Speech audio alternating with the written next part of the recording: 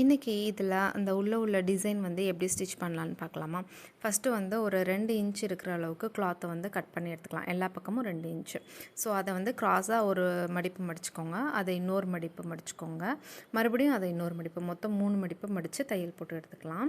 இப்போ எந்த அளவுக்கு தேவைப்படுமோ அந்த அளவுக்கு எல்லா பீஸையும் ரெடி பண்ணி வச்சுக்கலாம். இப்போ கழுத்துலேருந்து நான் இதை வந்து ஏற்கனவே ஸ்டிச் பண்ணி வச்சுட்டேன். இந்த சாரீ கிளாத்தை வந்து இந்த மாதிரி ஒரு டிசைன் கொடுத்து அதுலேருந்து கழுத்துலேருந்து ஒரு 1/4 இன்ச் உள்ள தள்ளி ஃபுல்லாக சுற்றி மார்க் பண்ணிவிட்டு, ஸோ அந்த மார்க் பண்ணோம்ல நம்ம அதுக்கு மேலே வச்சு தான் இந்த ஒவ்வொரு பீஸையாக ஸ்டிச் பண்ணி எடுக்கணும்.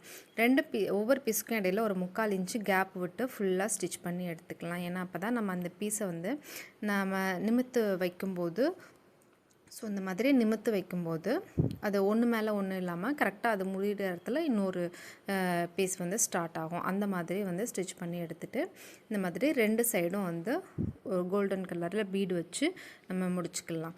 ஸோ இந்த மாதிரி முடித்தோன்னா பார்க்குறதுக்கு நீட்டாக இருக்கும். உங்களுக்கு தூக்கிட்டு இருக்கிற மாதிரி இருக்குன்னா அந்த டிசைனை சுற்றிட லைட்டாக வந்து தையல் போட்டுக்கோங்க. அப்படின்னா ஃபுல்லாக தூக்கிட்டு இருக்காத மாதிரி இருக்கும். ஸோ இதுவே ஓரளவுக்கு வந்து பார்த்திங்கன்னா அமுங்கி தான் இருக்கும். ஏன்னா 2 பக்கமும் நம்ம பீடு வச்சு தையல் போடும்போது. ஸோ பார்க்குறதுக்கு எப்படி இருக்குன்னு பாருங்கள்.